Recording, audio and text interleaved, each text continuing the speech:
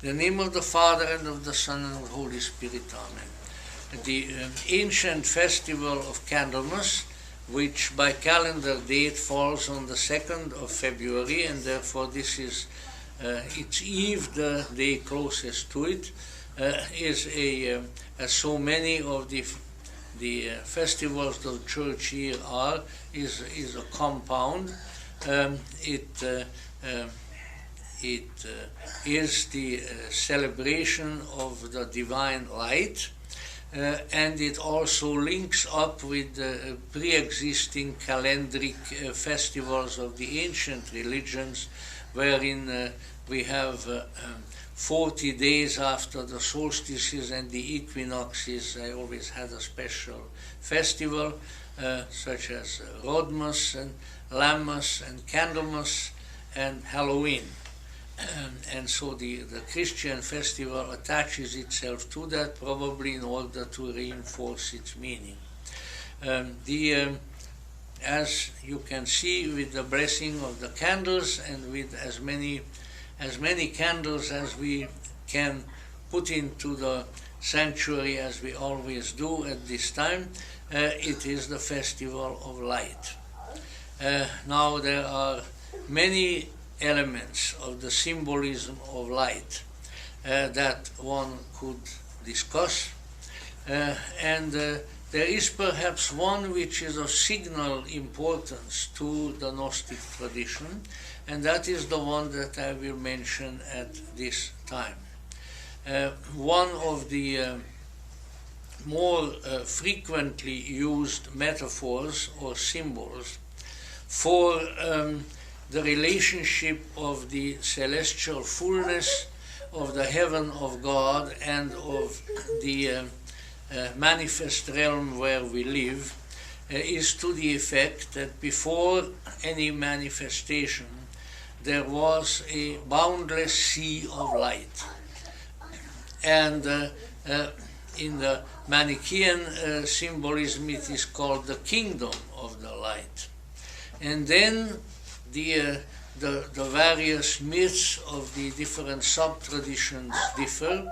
Something happened, and that something resulted in the fall or descent into a realm of darkness or relative darkness of many components or sparks of that light, where they languish to this day, awaiting redemption, awaiting rescuing.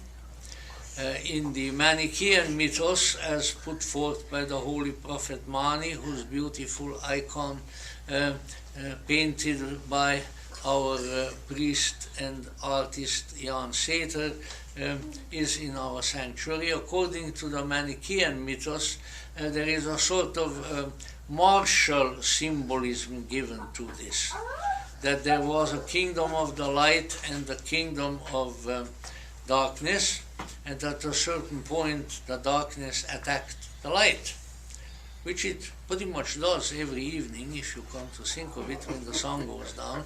So the symbolism is there. And then the host of light, or a particular host of light, went forth to chase the attackers away, and in so doing this host itself got captured and is in the captivity of the dark kingdom. And the various great messengers of light like Mani and Jesus come in large measure in order to effect somehow the release of these captives. There are others. I have just become aware at least of a part of this legend, and because I just read about it yesterday, so one learns something even in one's old age. And that is one that comes from the Lurianic Kabbalah, and is about as Gnostic and even as Manichaean as it possibly can get. Of course, those of us who have studied a little Kabbalah know that this was the contribution of the revelation given through Rabbi Isaac Luria Ashkenazi, who told that long time before time and before anything else, there was another tree of life which was imperfect, and it broke, and the light spilled out of that tree, out of the vessels, and the vessels in turn broke and became shards, the word for which in the plural in Hebrew is clifford, and they are malefic and power hungry. And among these shards, the seeds of light, which were the light contained in the vessels of the original tree, are confined and are to be rescued. Now, this much I think, a lot of us know. But what I came across recently is that there was an esoteric movement, not only in Judaism, but an esoteric movement that came out of the Kabbalah and out of the Lurianic Kabbalah, initially by way of Shabbatai Zvi, who was regarded by millions of Jewish people as the Messiah in the 1600s, and later on a sort of latter-day successor and disciple of Shabbatai Zvi in Europe called Jacob Frank. Now, these are not the important things, but one should identify the source if possible. Now listen to this. Out of the Sabbatian and Frankist teachings, there came a particular disclosure, and that disclosure is that the world within which we live is a cliffa. It is a shark. Pretty radical, but then these were radical prophetic persons. And we and others within this world are the light that is confined in this shard. And a lot of our troubles, let's say, come from that. And that is why we, as Mani has said, and as Luria has said, need rescuing. Now then, that is an interesting disclosure. You say, how can these doggone old Jews, how can they call this beautiful world a cliffa? Well, you know what?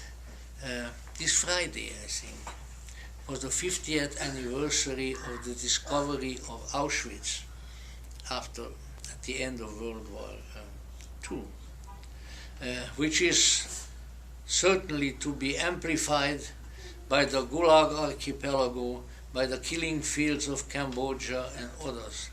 All these horrible things that came to light in the 20th century.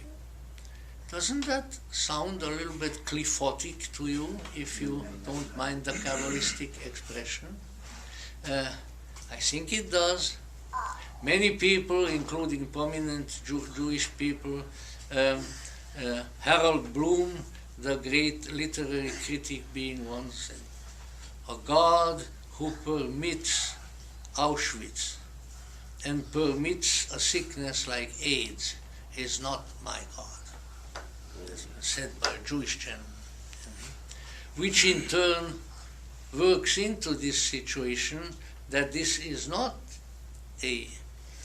as conventionally assumed, a divine creation by a good God, but it may very well be a cliffa. Cliffa is the singular of Clifford, by the way. Now once again, let me kind of backtrack just for a minute and say that none of these statements have to be, or should even be considered literal. Why?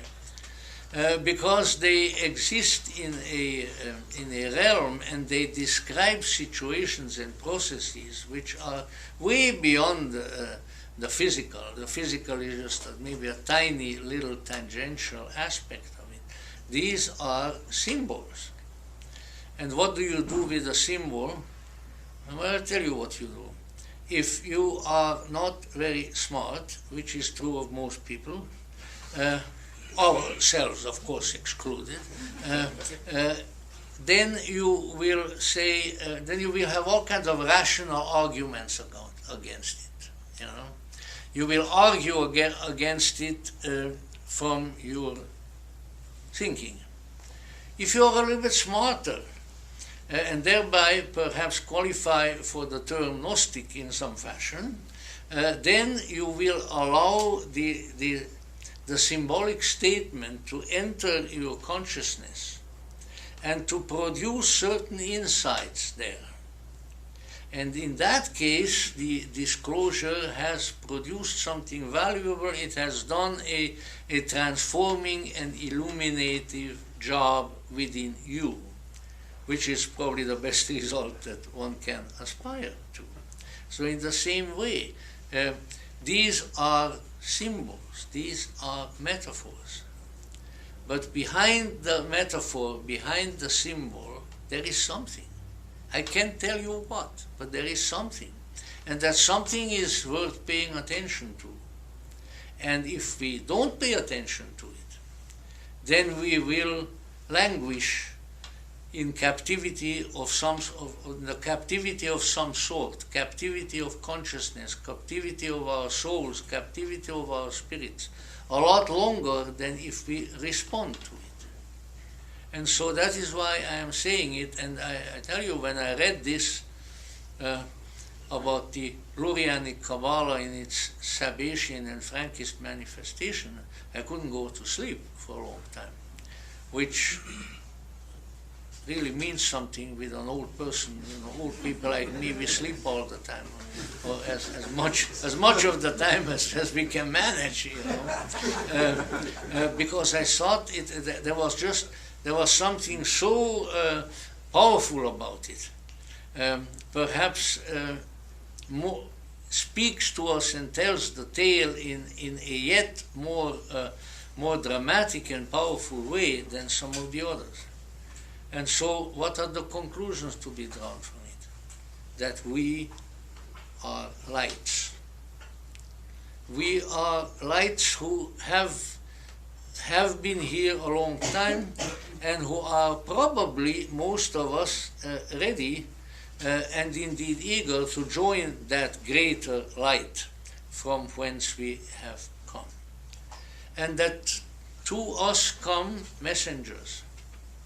In our gospel today from Thomas it speaks of the man of light. Now, a person like Jesus Christ, a person like Mani and others, they are men of light because they know that they are the light. We, on the other hand, most of the times don't know it, and maybe even argue against it. Oh, I like beefsteak too much, so I couldn't be the light. As if those things had any relationship to each other at all.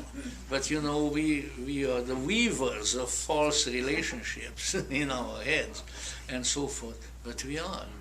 And so when man of light is full of light, he lights up the whole world. And that is why the messengers light up the whole world. And as they light up the whole world, we, the light sparks, have a chance to awaken to who we are, to awaken to where we have come from, and awaken to where we are going.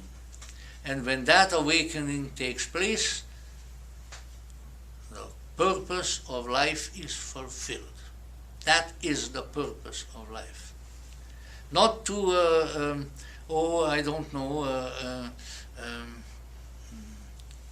build another fast train between here and San Francisco that will be too expensive and nobody will ride it if it ever gets done. Or the other projects of the world, you know, of the governors of the world. And you know, a Greek word for the governors of this world is archons, and some of you know what that is, so kind of think about it. I don't mean to say that dear Jerry Brown is an archon, but I think that archons often are completely bald-headed, and they don't use a toupee. So that may give us something to think about too. However, please, withdraw that from the record if there is a record. However, we are not here to improve the clifford. Clifford can't be improved. The light can be taken out of them. That's true, and that's what needs to be done. So this is an extremely important element in the symbolism of the light. We need to remember that even though we might be under a bushel, to use the biblical phrase, but we are lights. We need to remember that to us come those who remind us of that, and they are the men of light who light up the whole world, and that we are on our way to rejoining the greater light, the glory and the magnificence and the transcendental luminosity of which has no limit. And so may the mystery of that which hangs twixt heaven and earth descend upon us and remain with us always. Amen.